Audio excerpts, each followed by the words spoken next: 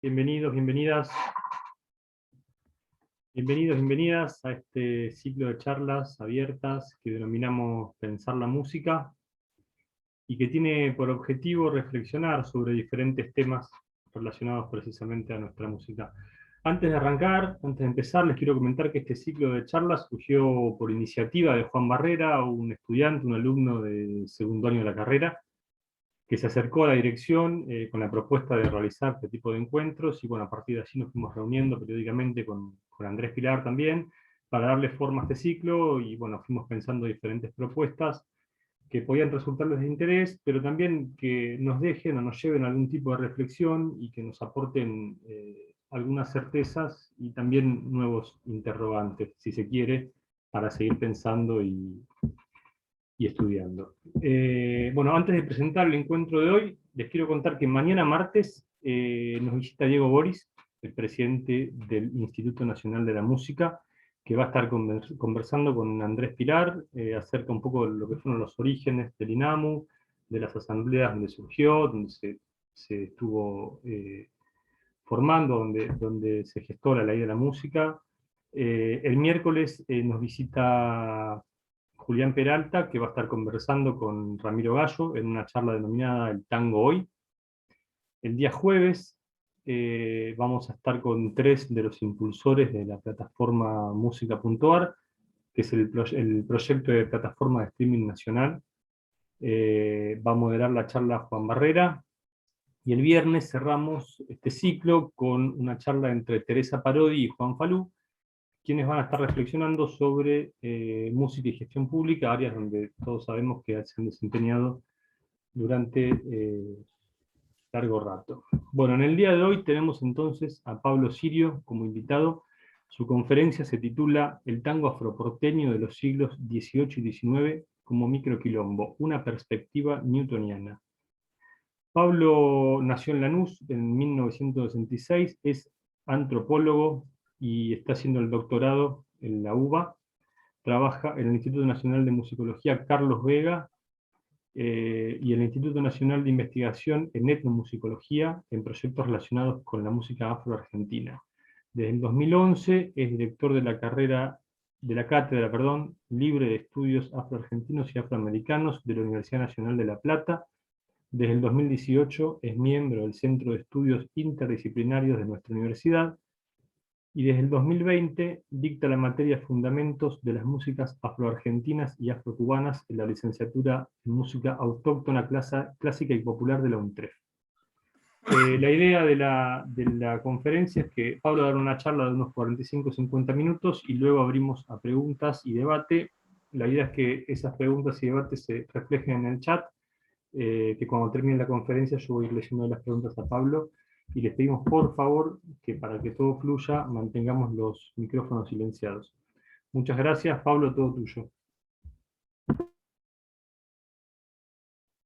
Muchas gracias a la UNSAM por esta invitación para abrir este ciclo de charlas que seguramente van a ser productivas en la medida en que podamos intercambiar saberes, generar saberes y repensar la música, como se llama el ciclo, pero repensarla desde un lado proactivo, desde un lado original, desde un lado incluso sonoro. Sonoro me refiero no solamente a la sonoridad del habla, sino a la sonoridad propia de la música. Pensar la música desde la música, lo cual incluye también la danza. Quizás como un ejercicio como para descontracturar este comienzo de un tema que es por extremo complejo y del cual todo lo que voy a hablar es parte de un proyecto de investigación que recién está comenzando, con lo cual todo es preliminar, son ideas nada más. Para descontracturar un poco, podríamos unir imaginariamente tres hitos históricos que hemos protagonizado como argentinos a través de tres figuras: San Martín, el Papa y Messi. Justamente ayer, con el triunfo de la selección argentina en la Copa América con Messi, cuyo nombre es Lionel y su apócope es Lío, Me recordó una de las primeras frases que dijo el Papa hacia la juventud: hagan lío, hagan lío.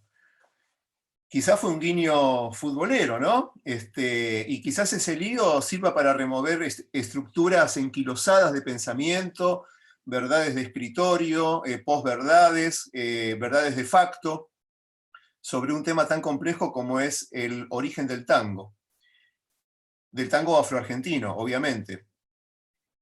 Y eso me hizo recordar a una frase muy conocida de San Martín, ¿no?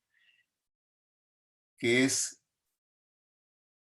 vivamos en libertad, lo demás no importa.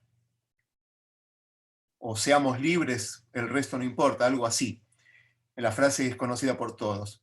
Bueno, esa frase dicha imaginariamente por los cientos de miles y millones de africanos esclavizados rumbo a América, y los que tuvieron por suerte o por desgracia llegar a América para ser combustible humano de la modernidad, se podría transmutar como: hagamos quilombo, lo demás no importa nada. Y ese hagamos quilombo es precisamente lo que solventó parte del éxito de ayer, del triunfo futbolero, con uno de los cánticos tan usuales, que no es original de este partido de ayer, pero que hoy lo escuchaba en un noticiero y digo, bueno, esto me viene bárbaro para la charla, que la barra quilombera, ¿no? La barra quilombera que nunca, nunca deja de alentar. Bueno, tenemos una barra quilombera de 5 siglos de historia en toda Afroamérica, que ha alentado, no solamente contra su voluntad, la emergencia de la modernidad, la revolución industrial y el posicionamiento del primer mundo como tal, sino que ha alentado el género musical por antonomasia más importante a nivel mundial en la actualidad, y que es el tango. No quiero decir tango argentino, porque la palabra tango, como ustedes saben, tiene múltiples orígenes en 2 continentes, en África y en América, pero la versión, digamos, del tango que más ha fraguado por su historia, la industria discográfica, los medios, ha sido el de Buenos Aires, con un notable apoyo de uruguayos, mayormente emigrados a esta ciudad, tango rioplatense, pongámosle, para ser más justos desde un punto de vista comarcal. Entonces, esta charla que preparé hoy, al final tuvo como 2 títulos, porque me di cuenta que entre el título, no sé qué pasó, que hay un problema de siglos. Por un lado se difundió del siglo XVII y XVIII, y por otro lado del XVIII al XIX.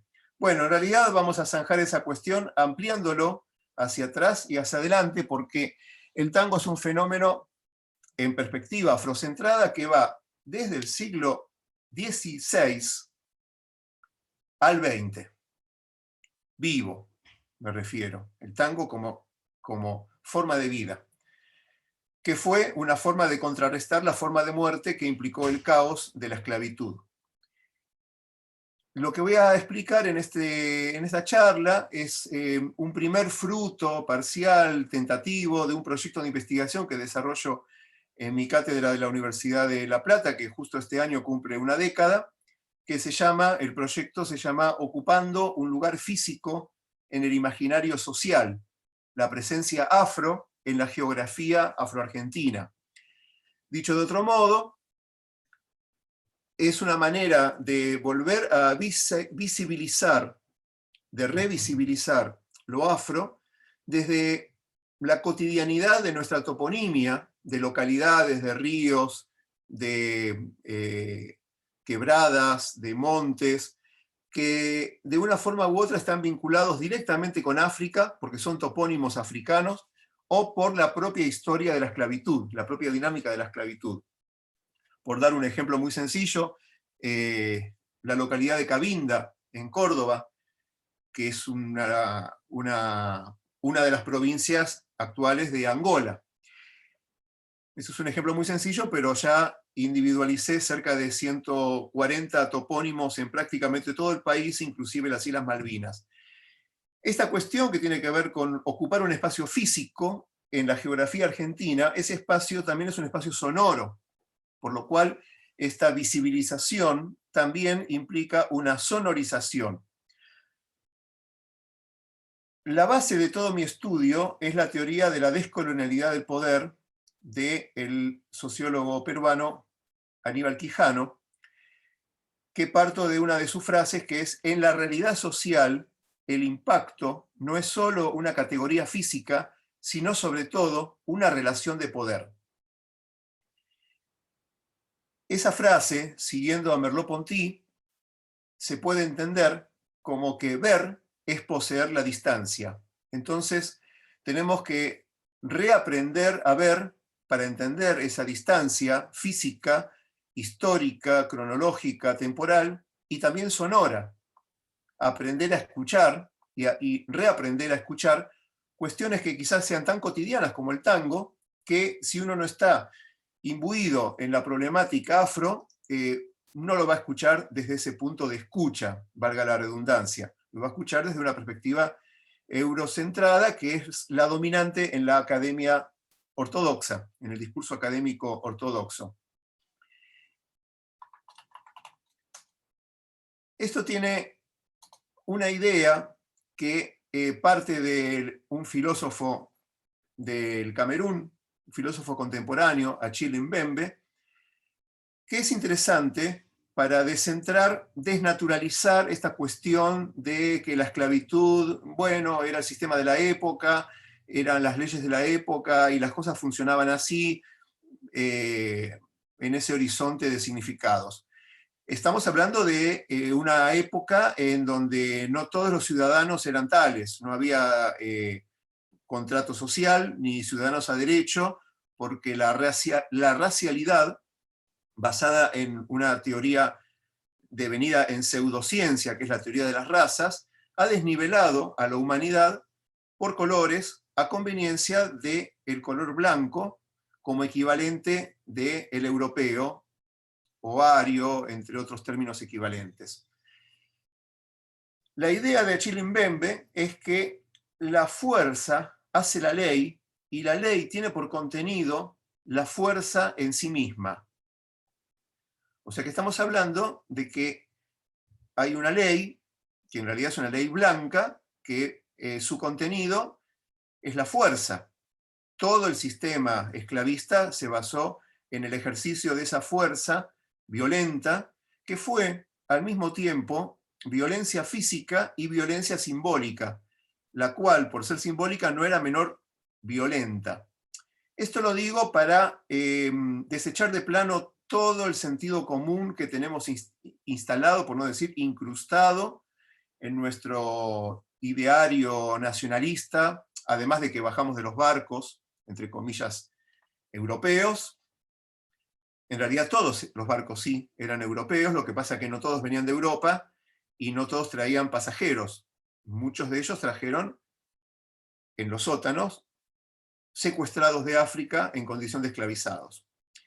Y esto va para descartar de plano todas esas fantasías que nos hacen quedar bien con nuestra historia, salvándonos del aprobio de rendir cuentas de que nuestro país fue partícipe y cómplice directo de la trata esclavista durante 350 años, estas ideas de que, bueno, aquí se los trató bien, dentro de todo se los trató bien a los negros, a los esclavos, como se decía en esa época, a los morenos, porque bueno, acá no había plantaciones ni minas, eran casi de las familias y hasta les daban el apellido, todas esas frases de Villiquen de historia de manual, que aún hoy son repetidas por una academia insensible a posicionarse en el lugar del otro. Y ese lugar del otro es el lugar proactivo desde donde yo deseo investigar esta cuestión, porque ese otro, que hoy son los afroargentinos del tronco colonial, los argentinos descendientes de africanos esclavizados en este territorio, no han sido escuchados para construir este relato, en el sentido más fantasioso, de la historia del tango.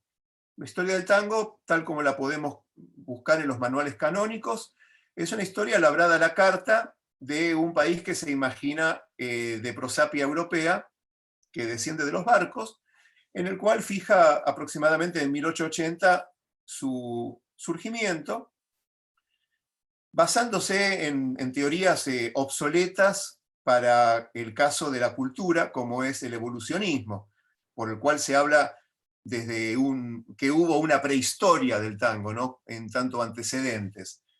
Ni en arqueología ya se usa el concepto de prehistoria, ya es hasta obsoleto en ese marco. Así que esa historia que la pueden encontrar más o menos con copy-paste en todos los libros de la última década y del último siglo y medio, yo la descarto de plano porque decidí escribirla, bailarla y cantarla desde otro posicionamiento, que es el posicionamiento de la escucha atenta, de la observación atenta, de la coparticipación, de la coteorización, de la generación de saberes compartidos a través de una etnografía militante, con los olvidados de la historia, con los sentenciados de la historia, con los silenciados de la historia, que son los afroargentinos. En muchas partes del país hice etnografía en los últimos 30 años, sobre todo el litoral, Corrientes, Chaco, Santa Fe, Entre Ríos, y fui documentando historia viva, historia oral, que es una historia contrahegemónica. Una de las conclusiones que llegué es que lo que se puede definir como música afroargentina es una música subversiva. Es una música subversiva en tanto subvierte el orden establecido de qué es la música argentina. Cualquier libro que busquen sobre nuestra música argentina, sobre todo del ámbito folclórico, digamos, o etnográfico, van a ver que hay solamente dos componentes, el indígena y el criollo, o hispano-criollo, la música folclórica y la música indígena. Bueno, se olvidaron de un tercio, muchachos. ¿Qué pasó con los negros? ¿Se los comió la historia? ¿Se los comió el olvido? ¿Murieron todos, como dice el tango que escuchamos al comienzo de Cáceres? Bueno, no. Existen, quizás sea una minoría desde el punto de vista cuantitativo, perdón, lo cual no implica que sea una minoría cualitativa. Y justamente como minorías tienen derechos especiales, como en todas las partes del mundo las minorías étnicas, justamente porque fueron grupos minorizados, no minorías. Llegó a ser en Buenos Aires, de la Revolución de Mayo, el 30% de la población afro. ¿Cuánto es hoy? Bueno, el número en sí no interesa desde el punto de vista estadístico, desde el punto de vista matemático. Si vamos por eso, hay grupos indígenas que son muchísimo más pequeños y nadie les niega la contemporaneidad ni su relevancia cultural nacional o en las provincias donde vivan. No pasa por ahí la cuestión. Pasa porque esas voces todavía cantan, cuentan y bailan una historia que es la historia propia de su esclavitud, la cual la academia no ha acusado recibo, sobre todo porque dictaminó desde el Vamos, estoy hablando de Carlos Vega, el fundador de la musicología moderna en el país, desde el Vamos se dictaminó que no quedaban negros en Argentina y nada quedó de su cultura. O sea, trazó un doble certificado de defunción al negarles la reproducción biológica y negarles la reproducción cultural, con lo cual la Argentina amaneció en su identidad impoluta de toda mancha de su violencia constitutiva por su participación en el tráfico esclavista y también, aunque no es el tema de la clase, pero, de la charla, en los genocidios hacia los pueblos originarios, que tampoco se han consumado y por eso hoy están reclamando con creciente éxito estas políticas de visibilización e inclusión como ciudadanos a derecho. Uno de estos derechos es el derecho a la identidad. No solamente la identidad individual de una persona física, sino la identidad grupal, la identidad colectiva. Por ejemplo, reconocer que existe la música afroargentina la cual es la que los propios afroargentinos reconocen como propia. Entre ellos el candombe porteño, el secreto mejor guardado de nuestro país.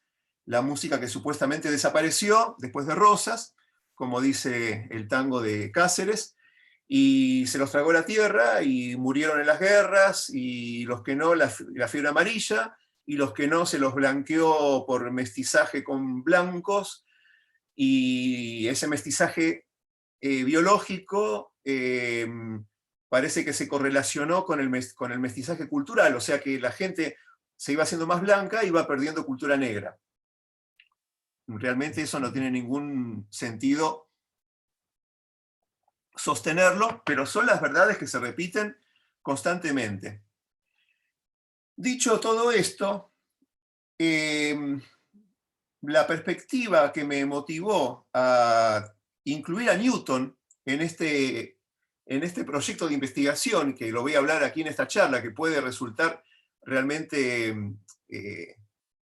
inadecuado, es porque justamente no busco un enfoque ortodoxo, trabajando de la manera más amplia posible como antropólogo en esta búsqueda de interdisciplinariedad.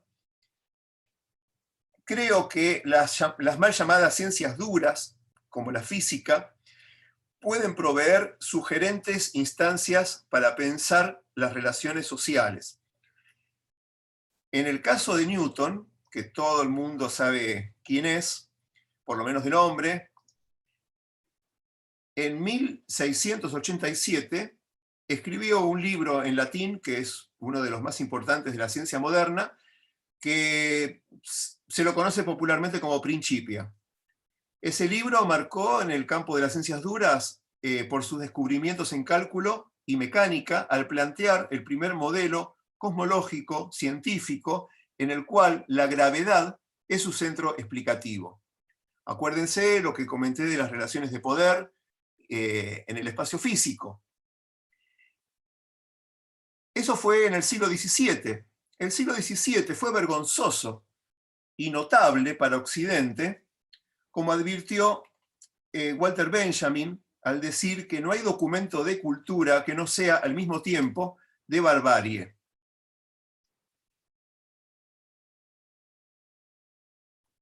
Tardó más de 20 años en escribir este libro, Isaac Newton. Isaac Newton viene de una familia que comenzó en el 1500 de lo más pobre que había en Inglaterra. Eran campesinos que prácticamente no tenían dónde caerse muerto. Bueno, ¿cómo llegó a solventarse durante más de 20 años para escribir este libro? Bueno, él fue esclavista. Fue esclavista, quizás de manera indirecta, pero esclavista al fin, porque fue accionista de la Compañía de los Mares del Sur, una compañía fundada en 1711 para proveer de esclavizados a los españoles en puertos como el de Buenos Aires, donde esa compañía logró un asiento por el Tratado de Utrecht en lo que hoy es el barrio del Retiro, como decía el tango de Cáceres. La verdad que como accionista no le fue muy bien, porque en 1720 hubo una crisis financiera, explotó la burbuja de las acciones de esta compañía y el hombre perdió 20.000 libras. Y fue tan tormentoso para él que sus allegados sabían que no debían mencionarle por el resto de la vida la Compañía de los Mares del Sur. Fíjense el vínculo que hay con Buenos Aires. Ahora, él, como partícipe de esa etnoclase intelectual, con todo el tiempo necesario para pensar su teoría y la excelencia con que lo hizo desde ya, no estuvo exenta, esa clase esclavócrata, no estuvo exenta de glamour. En 1663, Gran Bretaña comenzó a acuñar una moneda que llamó guinea, para recordarse de que allí, o sea, de la región de Guinea, provenía la mayor parte del oro de sus arcas, sustancia de su materialidad y cuya asociación terminológica la reforzaba, grabando en algunas un elefante en una cara.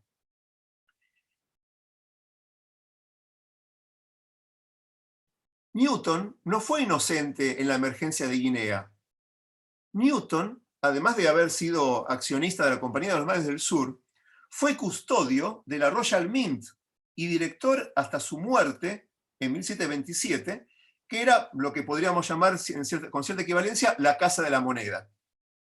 Entonces aquí vemos cómo también puede leerse a contrapelo esta historia de las ciencias duras, de genios de la ciencia, como en este caso Newton, porque todos, absolutamente todos, en el llamado Viejo Mundo estaban implicados en el tráfico negrero.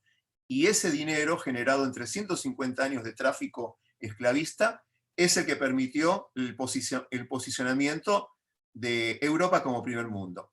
Lo que me interesa del libro de los Principia de Newton son las leyes del movimiento. En particular la tercera, que se las leo. Como toda acción ocurre siempre una reacción igual y contraria. O sea, las acciones mutuas de dos cuerpos siempre son iguales y dirigidas en direcciones opuestas.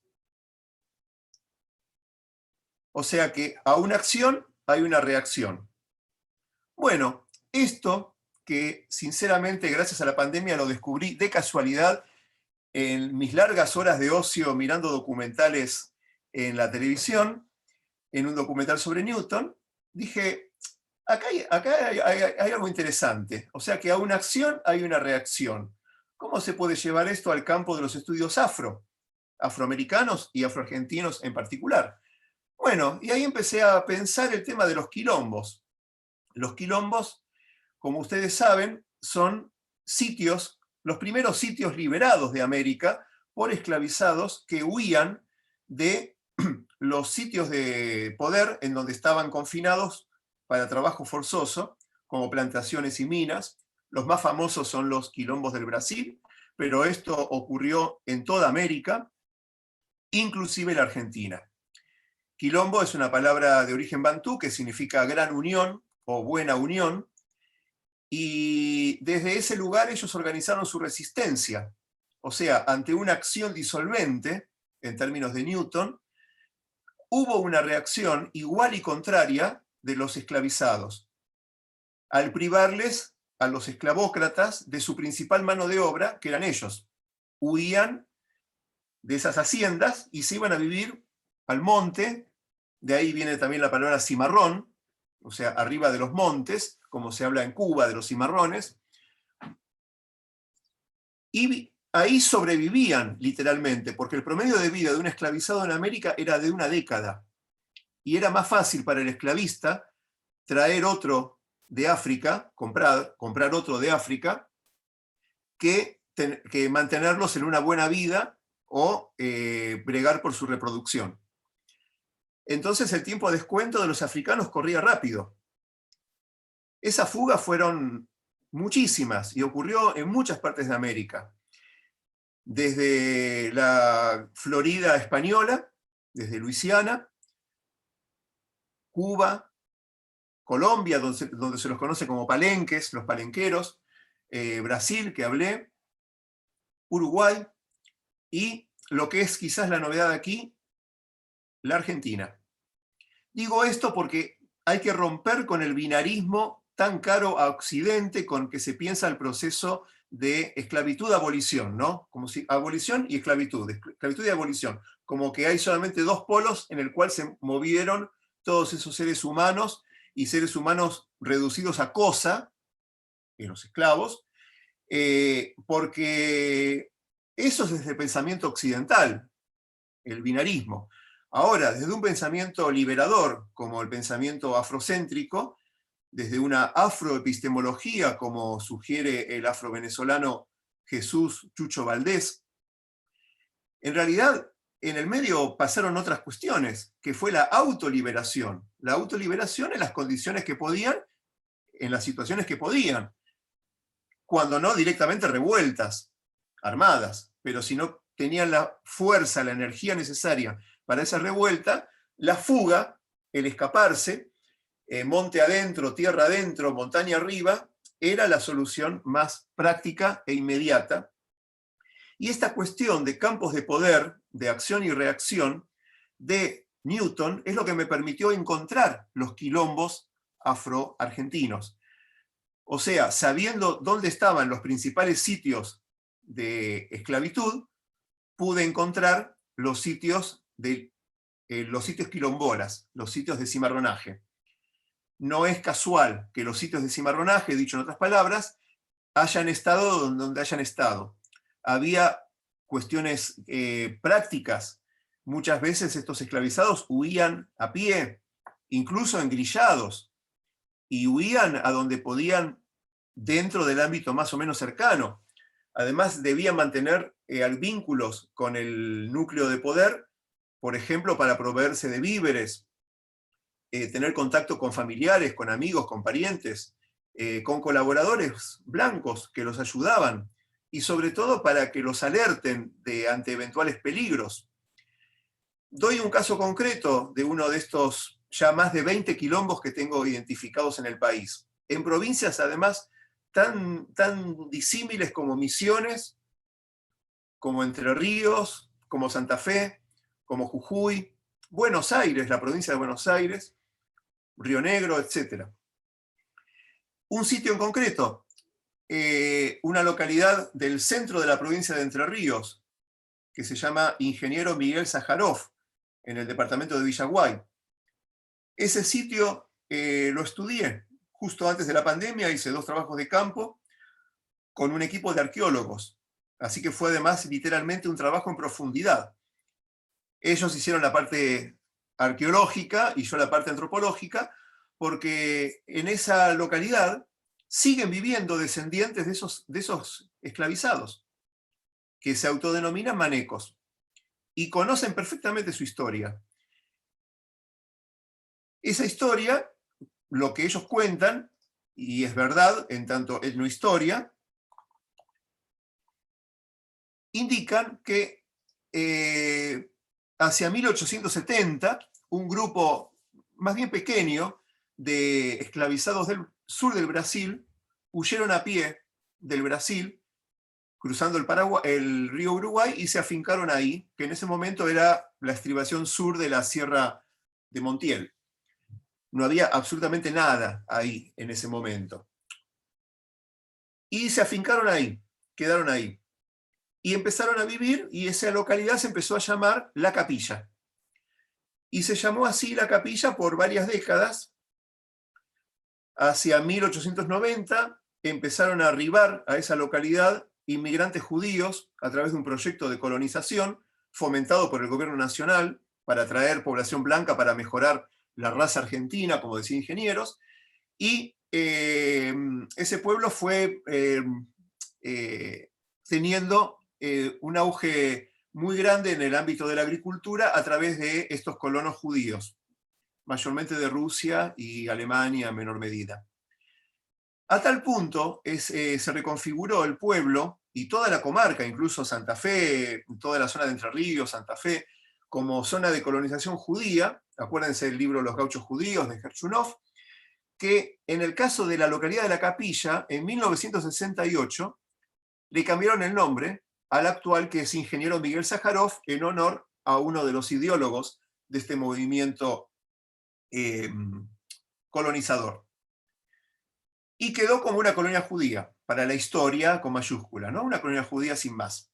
Y en realidad no nació como colonia judía, nació como quilombo, nació como sitio de cimarronaje, con lo cual esto enriquece la perspectiva de poblamiento de los centros urbanos del país. Tenemos ciudades, pueblos, parajes que tienen una preexistencia indígena. Los mismos tenemos de ciudades creadas ex profeso por españoles, como Buenos Aires o Santiago del Estero. Tenemos pueblos, ciudades que en realidad emergieron a partir del trazado de las vías del tren, o por proyectos de colonización agrícola judía, que no es el caso de La Capilla, pero sí de otras localidades que las crearon ellos. Ahora, también tenemos localidades que existen en nuestro mapa que fueron creadas por africanos esclavizados cimarrones. Y ya estamos hablando cerca de 20. Esta es una de ellas. Con lo cual, este trabajo que hice con estos colegas arqueólogos es el primer sitio del país en donde se hace una excavación arqueológica de temática afro en un ámbito rural y en el exacto sitio donde ellos siguen viviendo. Uno de los sitios que se excavó es el patio de la casa de una de estas familias, la familia de estos manecos.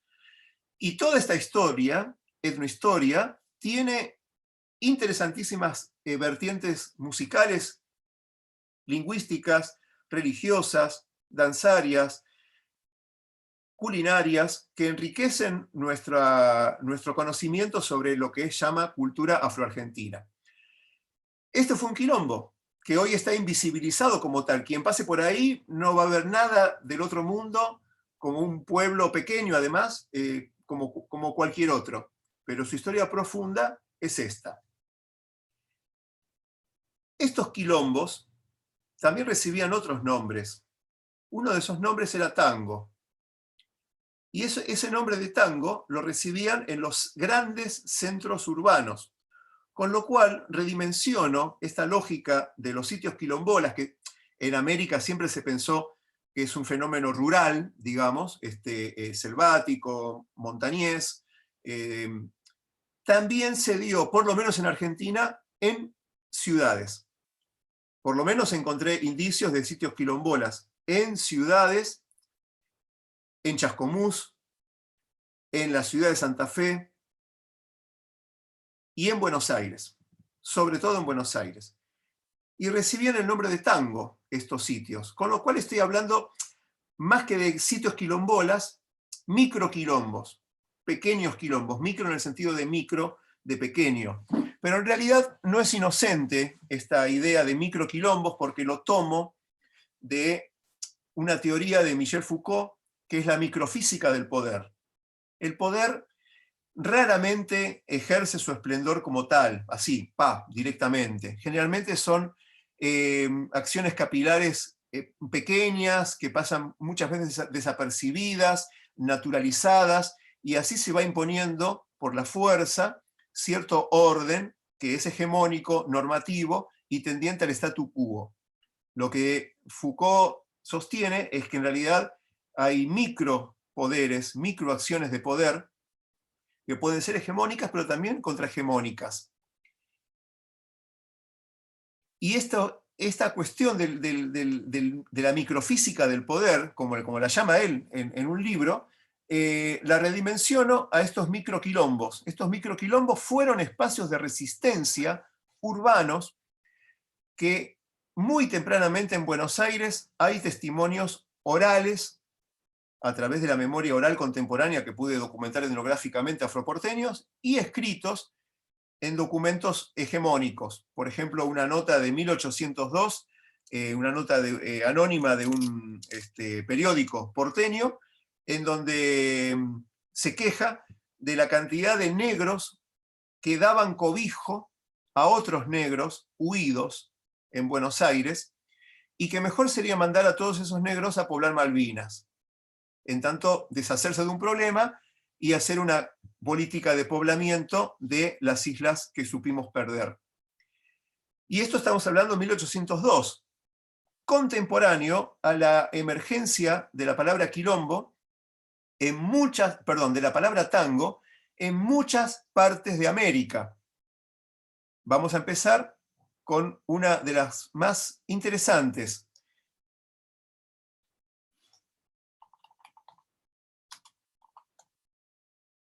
En Nueva Orleans, el Cabildo de Nueva Orleans, en 1786, bajo dominación española, publicó un bando que dice: los tangos o bailes de negros que ordinariamente se hacen en la plaza los días de fiesta tampoco podrán comenzar hasta después de vísperas. Y aquí tenemos bailes de negros llamados tangos que se hacen en un ámbito público como es la plaza, nada menos que en Nueva Orleans. En Nueva Orleans, uno de los grupos aborígenes preexistentes eran los seminoles, y los seminoles recibieron muchísimos africanos esclavizados que se fugaban hacia sus lugares donde vivían, y reconfiguró al grupo seminol de tal manera que el grupo seminol se reconfiguró como grupo cimarrón, estando los cimarrones, hoy se llaman los cimarrones de sangre, que serían los cimarrones, los seminoles aborígenes, y lo que ellos llaman los seminoles negros. Y de hecho seminoles también es una derivación de cimarrón. El nombre autóctono de ellos es otro, que es impronunciable, por eso no lo digo. Lo vi escrito y dije, esto no lo voy a poder pronunciar jamás. Bueno, acá tenemos Nueva Orleans, 1786. Por esa época, en Buenos Aires, se coronaban reyes africanos por voluntad de los propios africanos en desobediencia hacia el orden instituido de la esclavitud. No podía haber otro rey que el rey de España y su avatar local, que era el virrey. Sin embargo, los negros de Guinea, de la Hermandad de Guinea y los de la Cofradía de San Baltasar y Ánimas, pasearon bajo un quitasol rojo a un tal Pedro Duarte hasta el Hueco del Tambo. El Hueco del Tambo. ¿Qué eran los huecos? Los huecos eran espacios vacíos, lo que hoy llamaríamos baldíos, que había muchísimos en la ciudad y que todavía superviven en la geografía urbana tan violentamente castrada de su impronta colonial, como podemos ver en esta foto. Muchos sabrán ya pleno centro, estamos hablando, la avenida Belgrano y Perú. Aunque no los veamos, los afros siempre están. Aquí vemos varios edificios, un edificio neogótico, que es una iglesia del rito escocés, un edificio racionalista, un edificio de estilo italiano y un edificio modernista. Sin embargo, hay otra edificación que usualmente pasa desapercibida, y es este hueco, en esta esquina, que no es un espacio vacío, es la historia que no sabemos oír, la cartografía urbana que no sabemos oír, pero que está. Este hueco es un hueco colonial que en su época se llamaba el hueco de la Plaza Chica.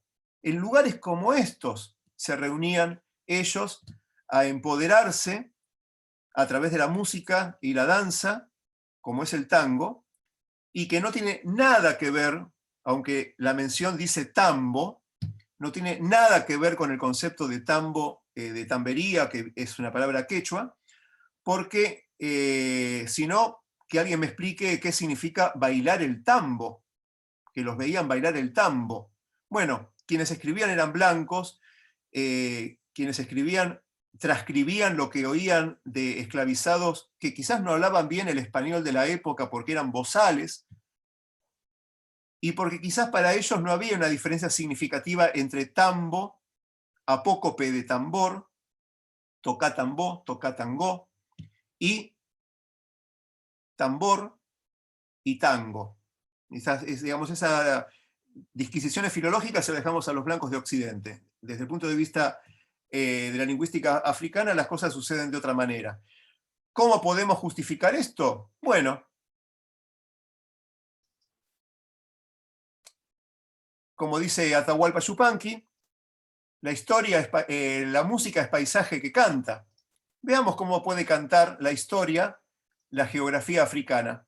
Acá tenemos una fotografía que capturé de Google Earth, la puede hacer cualquiera de ustedes. Esto no es fotomontaje, de Angola.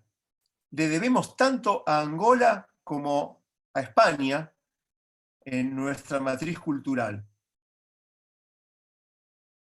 Fíjense las localidades que marqué. 3 localidades que se llaman candombe. No sé si les suena la palabra candombe. Una localidad que se llama milonga. Y al lado, una localidad que se llama tango.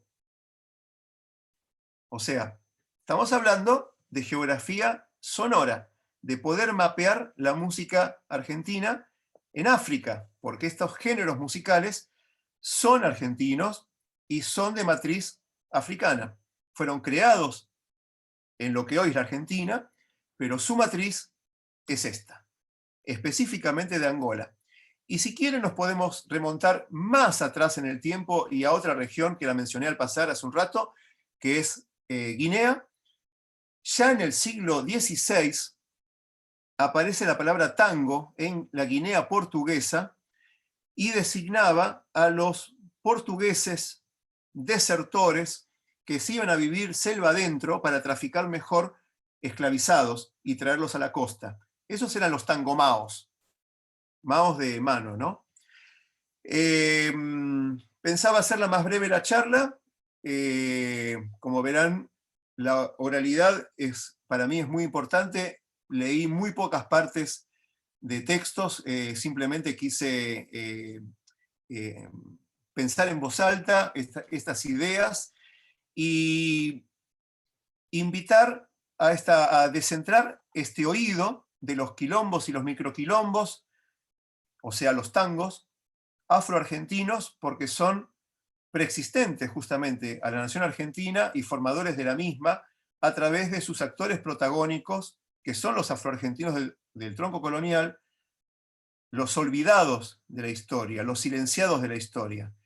Sin embargo, siguen hablando, siguen cantando y siguen bailando una manera de explicar la historia que es distinta a como hacemos los académicos y como hace Occidente, que es la lógica de la escritura, ¿no? Y de los libros de historia. Bueno, hay otras maneras de vivir la historia más que de contar la historia. Bueno, hasta aquí mi exposición y podemos dar lugar al debate, las preguntas y las dudas. Gracias, Gracias. Pablo. Si les parece, yo te hago la primera pregunta para romper el hielo y los que quieren, si quieren, pueden ir escribiendo en el chat y yo las voy leyendo. Así mantenemos un poquito el orden de lo que es los micrófonos y demás.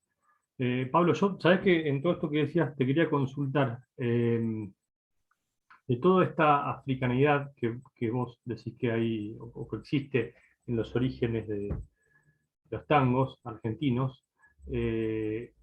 En general, cuando estudiamos la historia del tango, arrancamos, como decías vos, no hablar de prehistoria, pero arrancamos de la prehistoria, Guardia Vieja, y ahí seguimos, ¿no?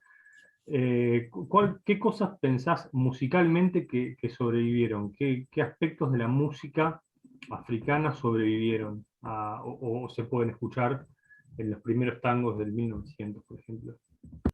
Bueno, el secreto mejor guardado del tango, el estilo canyengue. El estilo canyengue es un estilo constitutivo de la emergencia del tango, ya digamos en su periodo inaugural, por decir así, que es la Guardia Vieja, y es un estilo textural, que todo el mundo lo conoce, el estilo canyengue, pensando que es una creación de Piazzolla, ¿no? Eso de golpetear la tabla armónica de los instrumentos con la clave y hacer ruiditos con los instrumentos, tocar de otras maneras no ortodoxas el contrabajo, el violín. Eso en realidad es constitutivo de la emergencia del tango, lo introdujo Ruperto Leopoldo Thompson, uno de los primeros contrabajistas del tango, el de la Orquesta de Arolas, y eso lo tomó de la manera de interpretar cordófonos que tenían no solamente en Argentina, sino en muchas partes de América, los africanos, a través de percutirlos, de tomarlos como tambor. Y ese es un rasgo textural que está plenamente vigente, el estilo canyengue, pero el cual ha sido convenientemente blanqueado. Buenísimo. Matías te pregunta si podés contar un poco el mapeo cultural de los afroargentinos que estuviste investigando. ¿En qué sentido? No sabría bien qué decir. Entiendo que dónde se encuentran las comunidades afro, si no interpreto mal la pregunta. Bueno, en realidad en todo el país. Este es un problema constitutivo de la nación argentina. Las naciones modernas se construyen a través de tres pilares básicos, que es el museo, el censo y el mapa. O sea, todas las naciones se cuentan a sí mismos su origen y su representación histórica, censal y espacial, a través de mapas, a través de censos y a través de museos.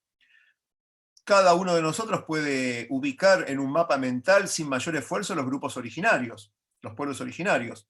Más o menos todo el mundo sabe, cuando habla de guaraní, hablamos del litoral, cuando hablamos de mapuche hablamos de Neuquén, por ejemplo, etc. Ahora, ¿dónde están los afroargentinos? Bueno, están en todo el país, en todo el país. Sobre todo en los que se llaman las provincias viejas, que son las provincias creadas por los invasores españoles. Pero las provincias jóvenes, como Formosa, como Chaco, me ha sorprendido también el encontrar esta población, no por acción directa de la época de la esclavitud, sino en el caso de, por ejemplo, de Resistencia, cuando se creó por migración de afrocorrentinos del barrio Cambacuá, el barrio negro de la ciudad de Corrientes que quedaba enfrente. En todo el país, simplemente que yo hablo por los lugares en donde estuve presencialmente haciendo etnografía, que es el litoral. Pero alguna vez, prácticamente de casualidad, que estuve en Jujuy o otras, Córdoba, y pude hacer algo de etnografía, me fue muy fácil encontrar a estos grupos y hablar con ellos. Muy fácil, ¿sí? Es una cuestión de voluntad etnográfica. Mónica te pregunta cuál es la relación entonces que existe entre el tango africano y el tango como lo conseguimos nosotros, además de los elementos percutivos que nombraste. El simbolismo. El simbolismo. La palabra tango ¿sí? Es una palabra bantú y justamente es equivalente a quilombo, porque tango significa hora.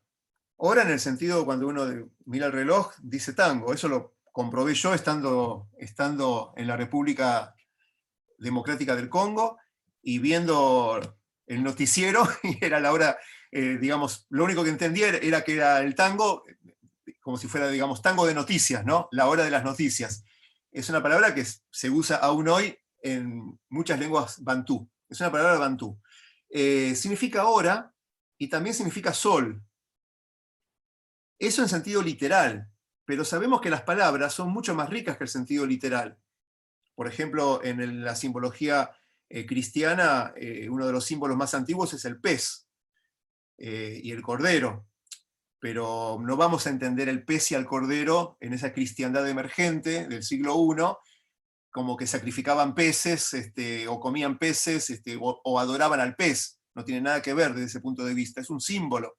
Y los símbolos son a veces opacos para el que no conoce la combinación de la llave para entender el significado.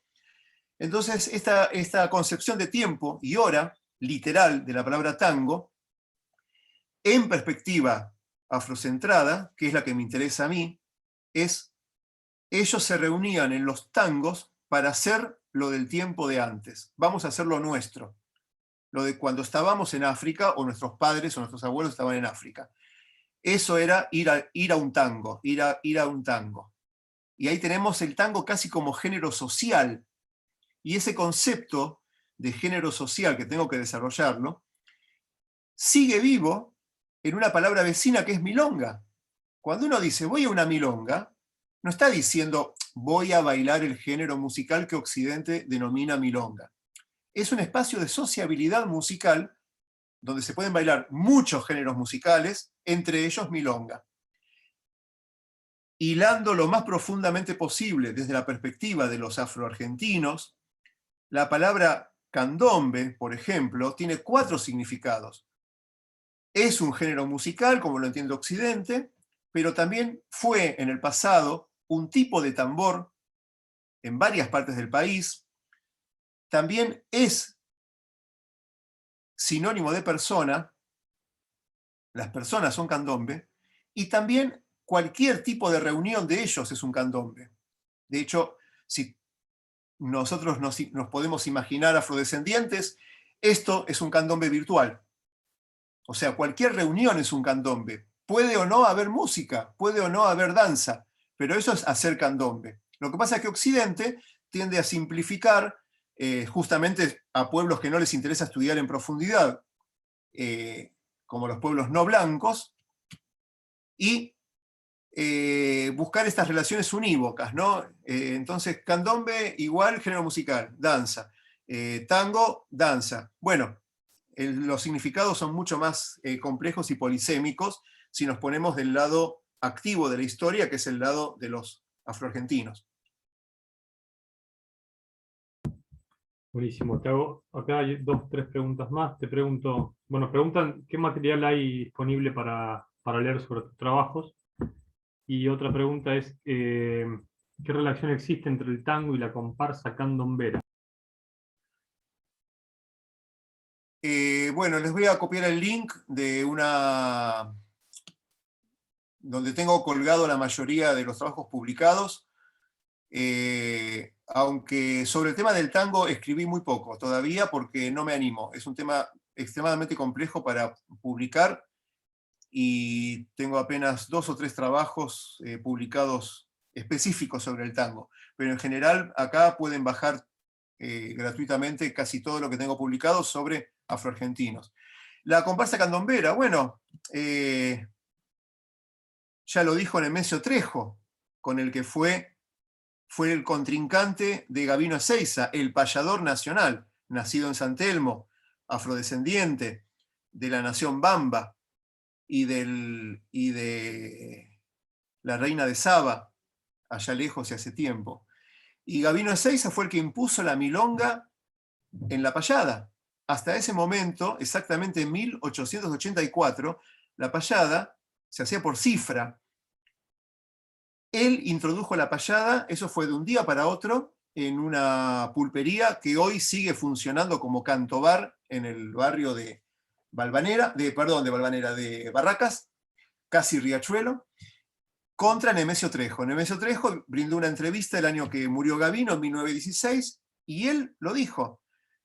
Él introdujo la milonga que la tomó del candombe africano y ejemplificó, dice en la entrevista, con los dedos el ritmo de la milonga, que es uno de los 2 ritmos básicos de la milonga, tal como hoy la mantienen en la payada los payadores.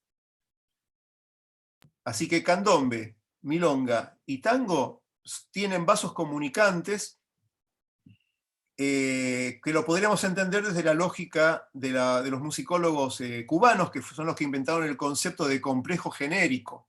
Entender, ¿no? Estas familias de géneros musicales como complejos, más que como géneros en sí mismos. Buenísimo. Otra pregunta, te leo. Además de la génesis del género tango, tanto en las músicas influyentes como en el mismo género, hay afroargentinos exponentes. Vos nombrabas recién a Gabino Ezeiza, también estuvo Rosendo Mendizábal, que compuso El Entrerriano, y pregunta si conoces a otros afroargentinos que hayan formado parte de la historia del tango. Sí, más de 100, sea como compositores, sea como letristas, sea como intérpretes, sea como bailarines, sean como dueños de sitios de tango, sea como arregladores, sea como representantes artísticos, sean como glosadores. Pueden buscar en internet el hijo de Félix Mela, Jesús Mela, que sigue siendo glosador como el padre, que era glosador de la orquesta de Pugliese. Pero con esto, digamos, no es una cuestión de argumentar con una guía de nombres propios, como muchas veces se me criticó, la mayoría de los que puedo citar no los conoce nadie, pero justamente por eso no los conoce nadie, porque fue un género popular, fue y es un género popular, o sea, masivo. No estamos hablando de música académica, que hay 10, 20 o 30 compositores y ahí termina el mundo de los genios. Estamos hablando de música popular, y si es popular es masiva. Entonces, poner en valor todos estos nombres, sea Gabino Ezeiza, que lo conoce obviamente todo el ambiente del mundo de la payada, es un referente, y fue el referente en vida de Gardel, como él mismo dijo en una entrevista en París, que lo motivó a construirse como cantor solista. Una actuación de Gabino Ezeiza, cuando lo vio cantar, le impresionó mucho. Más allá de personajes de esa primera línea, como Mendizábal, que decís vos, o Salgán, otros tantos cientos que contribuyeron desde la cotidianidad de su casi anonimato, pero que no sabemos prácticamente nada de su vida, o porque no quedaron documentos, o porque no hallé descendientes. No es una cuestión de acumular nombres, porque sean afros, y ya los metemos ahí como la influencia negra del tango, ¿no? Sino la pregunta es, ¿qué hacían todos esos afrodescendientes? No quiero decir afroporteños porque hay muchos de otras partes del país, como Higinio Cazón, payador afrotucumano. ¿Qué hacían todos esos en el 1800 haciendo tango? Si el tango era europeo y viene del latín tangere, como dicen algunos lingüistas de cafetín, que significa agarrar. Entonces, bueno, de ahí viene el tango. Bueno, que me expliquen cómo llegó el latín, una lengua ya para ese entonces que tenía 2000 años de muerta en Europa, cómo llegó a ser en el habla popular en lugares como Buenos Aires, que a diferencia del latín, sí se hablaban las lenguas africanas. Y estamos hablando que esas lenguas africanas se hablaron hasta por lo menos 1950 en algunas familias, y aún muchas familias afroargentinas mantienen vivo gran parte de ese vocabulario, entre ellos la palabra tango, milonga y candombe.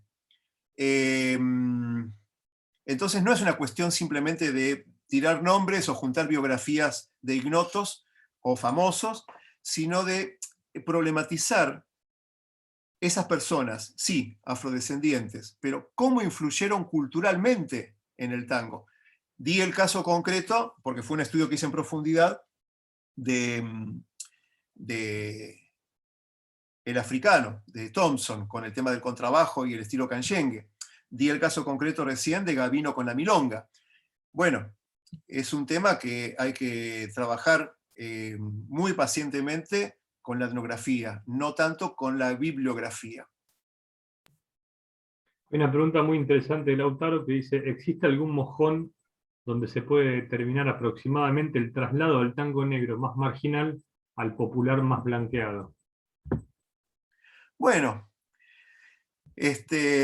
todos estos lugares comunes de si el tango surgió en prostíbulos, y si tuvo su origen en esas casas de visita de mala vida, bueno, hay que problematizar ese concepto de mala vida. ¿Qué era una mala vida?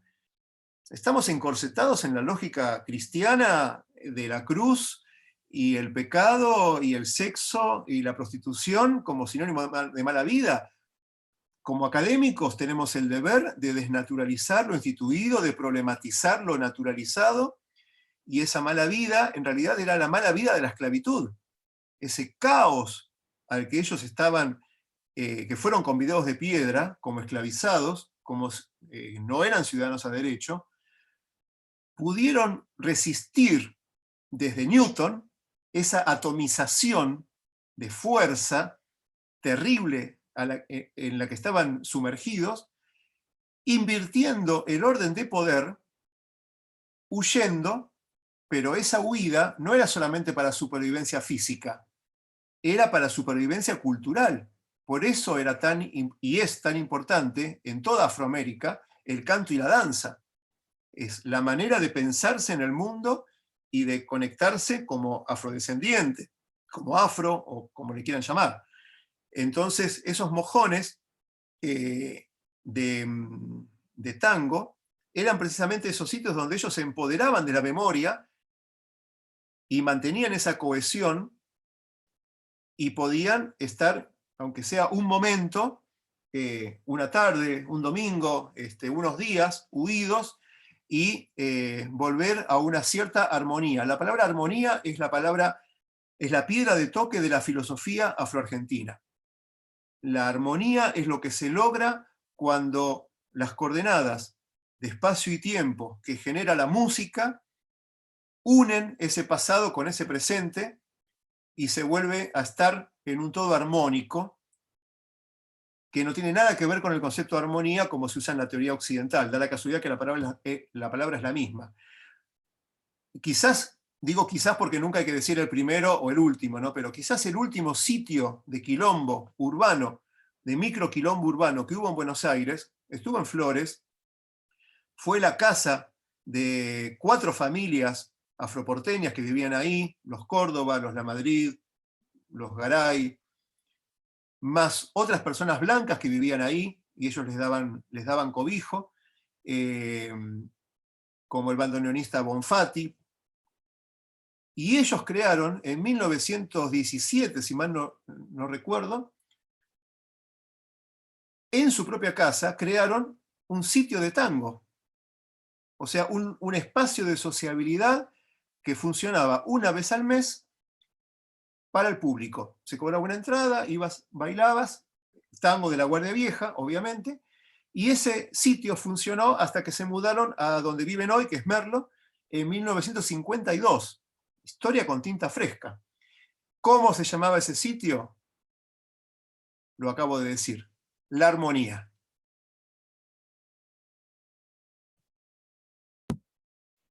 Pablo, muchas gracias. La verdad que un placer tenerte. No sé si alguien tiene alguna otra pregunta para hacer.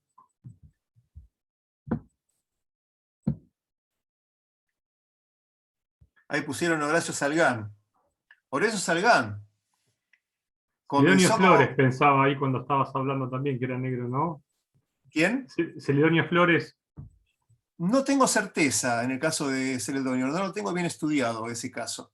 Pero bueno, Horacio Salgán comenzó tocando tango en la Sociedad de Ayuda Mutua a la Protectora, que quedaba en la calle Urquiza y más o menos Independencia.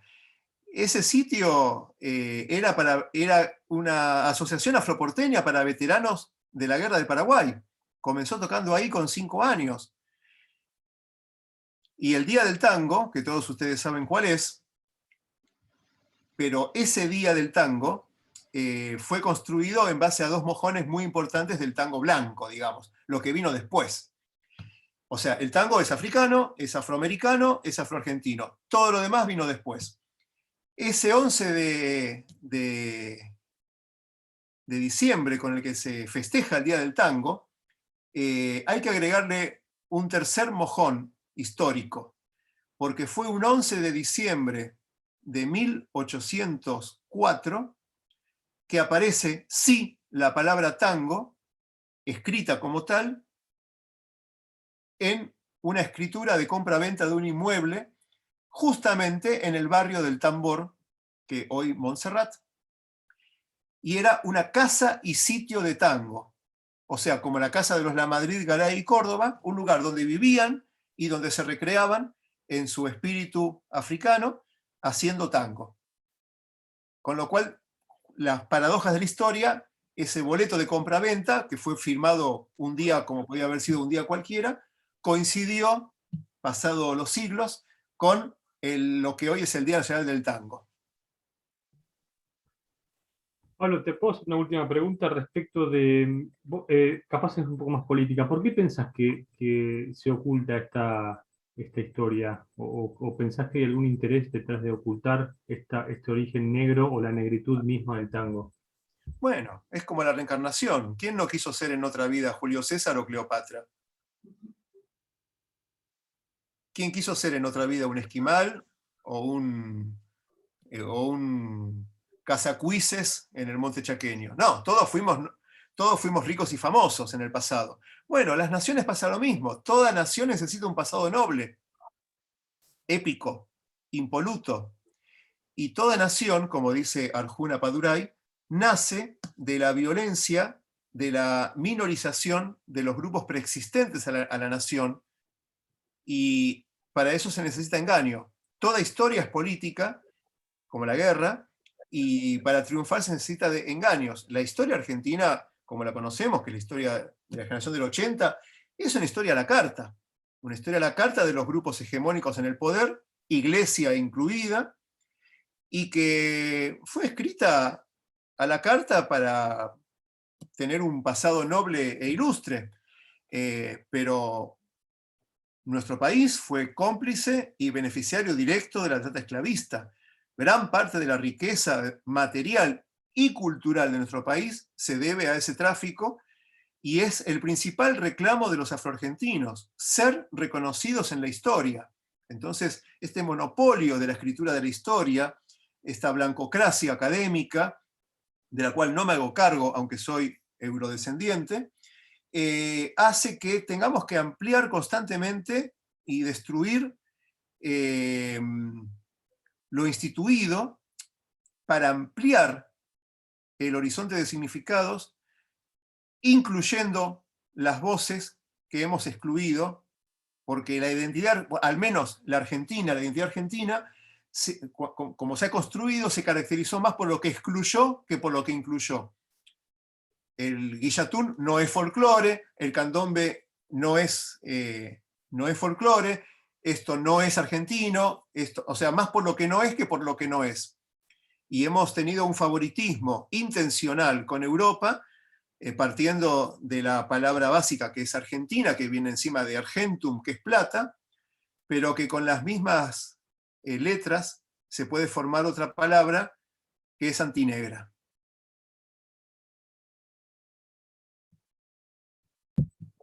Bueno, nos quedamos pensando todos con eso último que dijiste, me parece. Pablo, la verdad que la tenés para el final siempre. Pablo, la verdad que fue un placer tenerte. El espíritu de estas charlas es o sea, lo que pensamos era esto, charlas que nos dejen pensando, que nos dejen tantas certidumbres como nuevas preguntas, como nada, irnos todos pensando. Así que, bueno, agradecerte y bueno, los esperamos mañana en la charla que va a tener Andrés con Diego Boris. Bueno, muchísimas gracias. Esta charla se sube al canal de YouTube de la licenciatura en música. Supongo que estos días vamos a tardar, capaz que tardamos un par de días en subirla, pero bueno, va a estar subida ahí seguramente ya para la semana próxima. Pablo, muchísimas gracias por estar, un placer. Gracias a ustedes por la invitación. Gracias, Nos vemos la Pablo. próxima.